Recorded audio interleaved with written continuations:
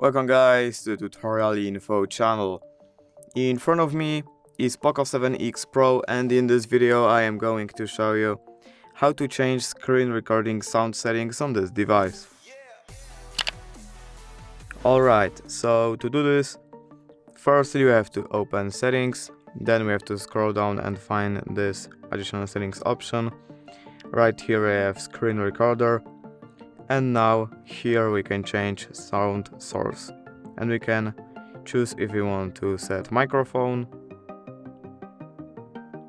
system, both of them, or just none of them. And basically that's it. If you did enjoy this video, leave a like and subscribe.